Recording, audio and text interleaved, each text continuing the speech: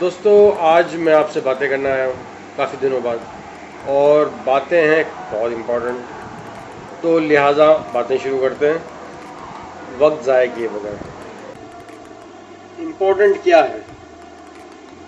Important یہ ہے کہ میں ایک بات بڑی امپورٹنٹ کرنے والا ہوں جو کہ آپ لوگ شاید سوچتے ہوں لیکن اس طے تک بات کی نہیں جائیں گے ہوں گے ابھی تک۔ بات یہ ہے کہ جناب ہمارے اسلام کے اندر moderatism is not an somebody's ideal position, کسی کی آئیڈیل پوزیشن نہیں ہے بلکہ یہ اسلام کی آئیڈیل پوزیشن ہے۔ آئیڈیلزم جو کہتے ہیں ہم، ماڈریٹزم جو ہے وہ آئیڈیل ہے کسی فرد کی۔ پرویز مشرف بولتا ہے نا ماڈریٹزم، تو ماڈریٹزم پرویز مشرف نے اپنے سے نہیں لایا تھا، یہ اسلام کے اندر ہے۔ اچھا اب آپ بولیں گے یار تم تو یار کسی بندے کی بات کر رہے ہو اور یہ تو سیاست ہو گئی۔ میں بتاتا ہوں، ثابت کر سکتا ہوں۔ دیکھیں، زیادہ گرم کھانے کا منع کیا آپ کو، ٹھیک ہے، اور ہم حدیث بھی سناتے ہیں اور بہت سے ریفرنسز دیتے ہیں کہ چولہے سے اترا ہوا فوراً نہیں کھانے کا، تھوڑا ٹھنڈا کر کے کھانے کا، سنا نا؟ یعنی پہلا ایک ایکسٹریم یہ ہے کہ گرم نہیں کھانا چاہیے، معدے کو نقصان کرتا ہے، بہت سے نقصانات کرتا ہے، منہ جلا دیتا ہے آپ کو، ٹھیک ہے۔ تو یہ گرم ایک دم نہیں کھانا چاہیے، اس کو تھوڑا ٹھنڈا کر کھانا ہے، ماڈریٹزم۔ ایکسٹریم ہاٹ نہیں کھانا چاہیے۔ اس ٹائم پہ فریز نہیں تھا، ریفریجریٹر نہیں تھا، ٹھنڈے پانی کے متعلق کچھ نہیں کہا کیونکہ اس ٹائم پہ ریفریجریٹر نہیں تھا۔ تو کیا اسلام نے یا قرآن نے آپ کو بتایا نہیں ہے؟ وہ سمجھا رہا ہے کہ ایکسٹریمزم مجھے نہیں پسند ہے، ایکسٹریمزم مجھے نہیں پسند ہے۔ آپ کو سمجھ نہیں آ رہی بھائی؟ جب وہ کہہ رہا ہے کہ گرم اترا ہوا نہیں کھانا تو اس کا مطلب اس ٹائم ریفریجریٹر نہیں تھا۔ اگر ریفریجریٹر ہوتا تو کہتے ہیں کہ ٹھنڈا بھی نہیں پینا ہے، ٹھنڈا بھی نہیں کھانے کا، ایک دم ایکسٹریم، اس کو بیچ کا ٹیمپریچر لا کے پھر کھانا ہے۔ تو یہی وجہ ہم فریز میں سے نکلتا ہے، ریفریجریٹر میں سے کوئی کھانا نکلتا ہے، ہم اس کو تھوڑا گرم کرتے ہیں اور پھر کھاتے ہیں، کیونکہ ایک دم ٹھنڈا کھانا بھی نہیں کھانا چاہیے۔ ایک دم ٹھنڈا پانی پینے سے بھی نقصان ہوتا ہے، آپ کو پتا ہو، ایک دم ٹھنڈا پانی پینے سے بھی کہتے ہیں کہ بہت سارے نقصان آتا ہے، نزلہ ہو جاتا ہے، زکام ہو جاتا ہے، باڈی اس پر نیگیٹو افیکٹ آتا ہے۔ جس طرح ایک دم ہاٹ کھانے سے، ہاٹ پینے سے نیگیٹو افیکٹ آتے ہیں باڈی کو، اس طرح کولڈ کھانے سے اور کولڈ پینے سے نیگیٹو افیکٹس آتے ہیں باڈی کو۔ تو یہ آپ کا اسلام آپ کو سمجھ آئے کہ وہ کہہ کیا رہا ہے؟ ایک طرف اگر وہ ایک دم گرم کھانے کا منع کر رہا ہے تو آپ کو خود ہی سمجھ آنا ہے وہ ایک دم ٹھنڈا کھانے کا بھی منع کر رہا ہے۔ وہ ایکسٹریمزم پسند ہی نہیں کرتا ہے، نہ ایک طرف ایک دم جانے کا ہے، نہ اس طرف ایک دم جانے کا، آپ کو بیچ میں چلنے کا ہے، بیچ کے راستے کو چلنے کا ہے، ٹھیک ہے۔ اچھا یہ ایک مثال دے دی میں نے آپ کو۔ دوسری مثال میں آپ کو کیا دوں؟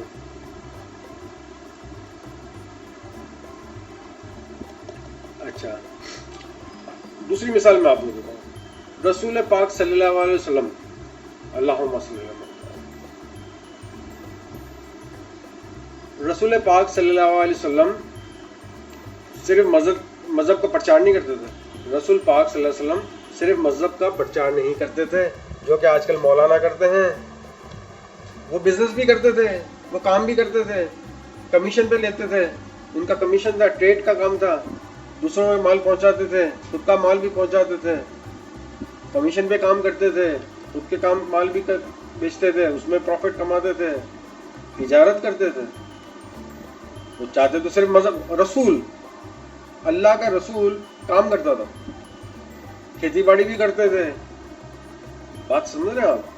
انہوں نے لوگوں کے میں نہیں ڈال دیا تھا کہ بھائی میں تو ہوں مولانا صاحب اور مجھے پیسے دیں، میرا تو حق بنتا ہے پیسے کھانا تم لوگوں کا، بیٹھے پجیروں میں گھوموں گا، میں لینڈ کروزر میں گھوموں گا اور تم لوگ مجھے پیسے دیتے جاؤ، میں اللہ کر کے آپ سے پیسے لیتا جاؤں گا۔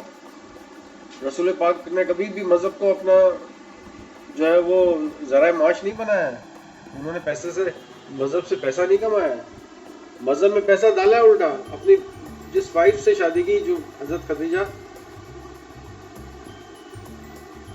سے شادی کی انہوں نے، حضرت خدیجہ رضی اللہ تعالیٰ عنہ سے شادی کی، تو ان کے پاس بہت پیسہ تھا، وہ پیسہ خود پہ نہیں ڈال دیا، لینڈ کروزر نہیں لی تھی، اونٹ کے 2 دروازے نہیں بنائے تھے، بلکہ اسلام کی لڑائی لڑی تھی، اسلام کے لیے خرچ کیا تھا، اسلام پھیلانے میں خرچ کیا تھا، مسلمانوں میں خرچ کیا تھا, غریبوں میں خرچ کیا تھا, جو بھوکے تھے ان کو کھلاتے تھے.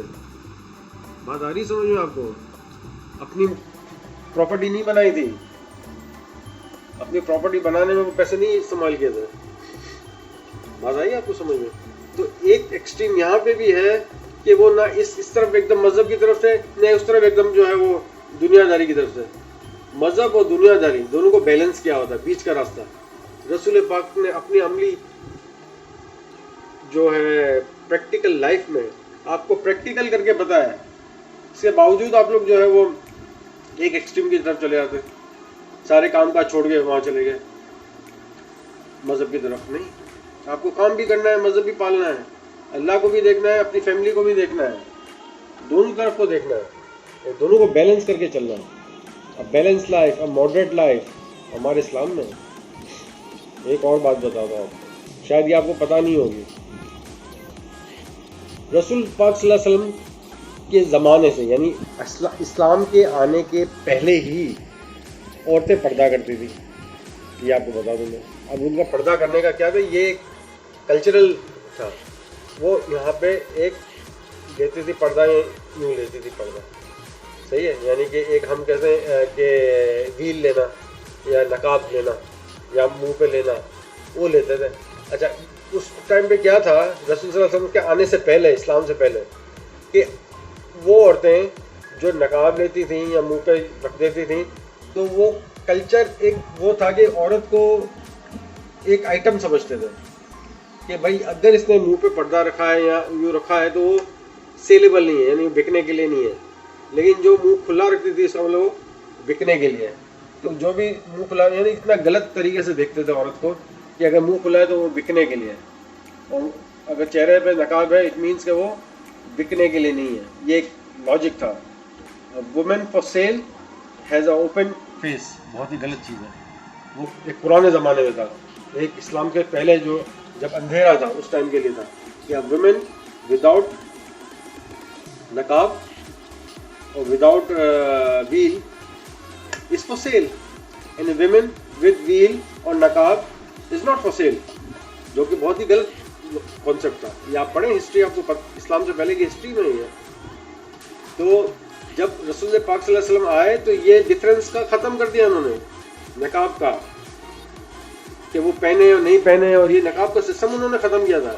یہ کلچرل ہے نقاب, یہ اسلامک نہیں ہے, یہ کلچرل ہے, جو کہ اسلام سے پہلے کا کلچر ہے, جو کہ مس گائڈ کرتا تھا. تو کبھی بھی اسلام آپ کو ایکسٹریمزم کی طرف نہیں لے جاتا. آپ آئی بات آپ کو سمجھے, پردہ وہاں تک جہاں تک شرم ہے, شرم سے اوپر پردہ نہیں ہے.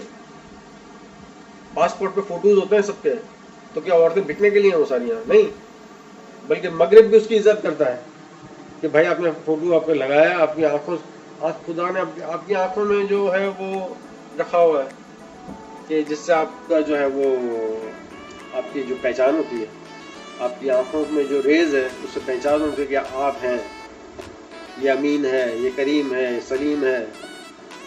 آپ کی آنکھوں سے پتہ چلتا ہے, آپ کے ہاتھوں کے جو ہے وہ نشانات سے پتہ چلتا ہے, لکیروں سے پتہ چلتا ہے کہ آپ ہیں. آپ جیسی لکیر کسی کی بھی نہیں ہے دنیا میں, کمال ہے خدا کا. تو یہ سب چیزیں ہیں وہ انسان کی پہچان کے لیے ہیں. اگر آپ بولیں گے نہیں میں تو یہ بھی چھپاؤں گا, یہ بھی چھپاؤں گا, وہ بھی چھپاؤں گا, تو آپ کی پہچان ہی نہیں ہے کچھ. تو ہم ایکسٹریم نہیں ہیں, ہم ایکسٹریمسٹ نہیں ہو سکتے. اسلام ایکسٹریم کی طرف آپ کو نہیں لے جاتا ہے. اگر آپ کو اسلام سمجھ میں نہیں آئے گا تو آپ کو غلط طریقے پہ آگے بھی پروپیگیٹ کرو گے, آگے بھی غلط لے جاؤ گے. تو بہتر ہے پہلے خود سمجھیں اس کو کیا ہے. یہ قرآن کو سمجھنا بہت ضروری ہے. سمجھنے کے لیے ضروری ہے آپ کو عقل کھول کے سمجھنا ہے کہ کیا کہہ رہا ہے وہ. مولانا جو کہتے ہیں, مولوی صاحب جو کہتے ہیں, نہیں وہ نہیں, وہ خدا سے اس سے بات چیت نہیں ہو رہی ہے کسی کی بھی. آپ اس سے زیادہ پہنچے ہوئے ہو سکتے ہیں. علم کسی کی میراث نہیں ہے, اوپر والے کی میراث ہے. وہ جس کو چاہے وہ بخشے گا, جس کو چاہے وہ دے گا. یہ کسی کا اباجے کا مال نہیں ہے. علم جو ہے وہ ہے اللہ تعالیٰ کی جو ہے وہ پراپرٹی ہے. علم جس کو وہ چاہے گا اس سے نوازے گا.